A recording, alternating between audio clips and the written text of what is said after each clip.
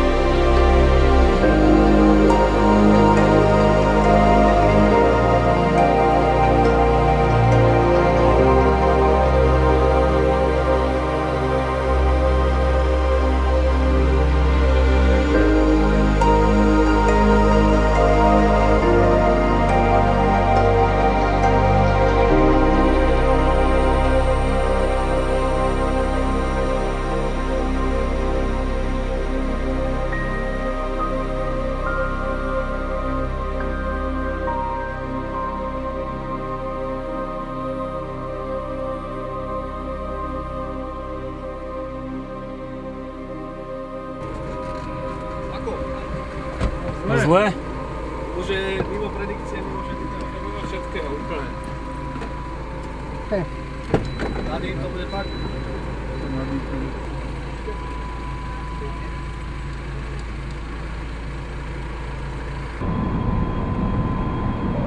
Máme 14 000, teplota 14,38, trošku sa zohrieva vnútri. A vonku? 51,7 mínus.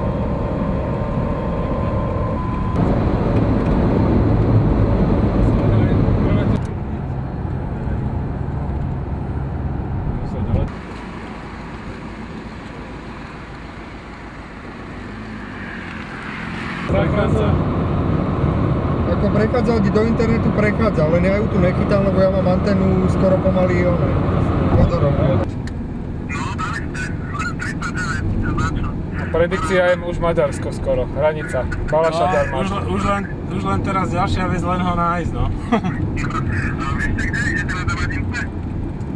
Počkaj, ja ti hneď poviem. Ideme za Levicami smer Dudince. Áno, za Levicami smer Dudince.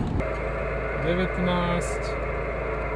0, 8, 9, 1, 3. Kraj.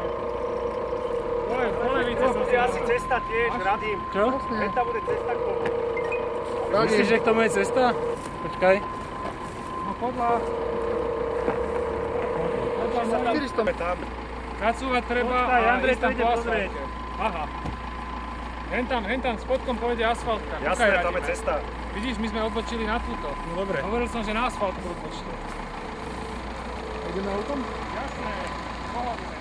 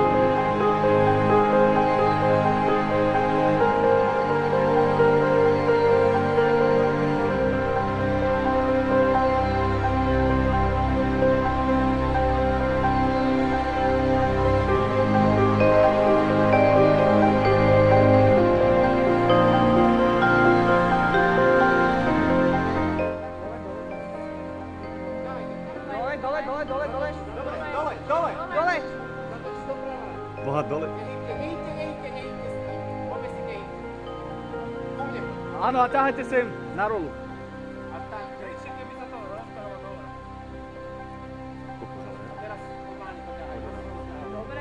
Nech.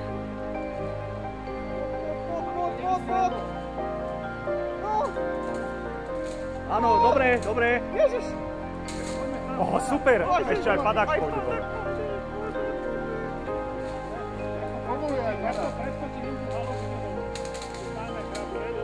Dobre, možno bude aj padák.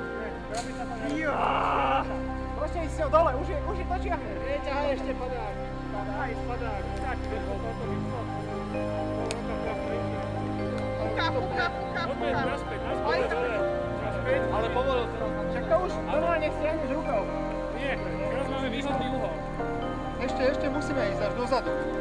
Presne tak. Teraz. Ešte. Ježiš!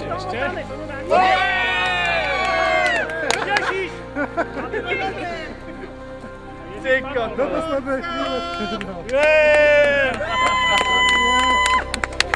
Na balón. Ešte musíme odskočiť taký.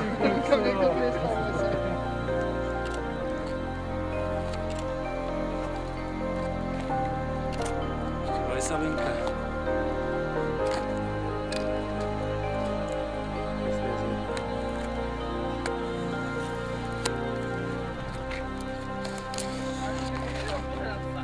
Nedohral, hrá ďalej. Keď sa neuvoľnili baterky, musí hrať. Teraz poslala. Teplúčko tu je fajne. Všetko úplne. Kokos, teplo je tu. Však Však hore keď bolo. Foťak fotí furt. Ale figu. Daj pomaty. Dobre, a kamerky? Či svietia? Ja by som aj vypol. No, kamerky točia. Kokos, dobre. 39 000. Aj niečo. Výborné. Paráda. Excelent. Horná či prežila? To nezistíš. Točí. Ale Ne, ale to som ho možno stlačil. Blika. vieš čo, ale ešte uvidíš, či sa námrazov neobalila. No, To možno. je ešte jediné, Svieti? čo sa Ježiš, môže- No, ale ona by blikala. Aha. Táto točí. Námraza na skle? Ale návrat. Na optike? Na To čo bola- sa to nazýva bola optika. padáková? Na No, To bola tom- na tom padáková. špendlíčku. no, no. Nevadí však. Uvidíme.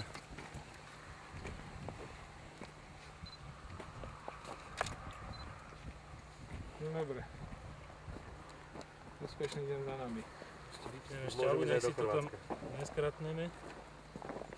Čo, jaký tam bol som taký len 12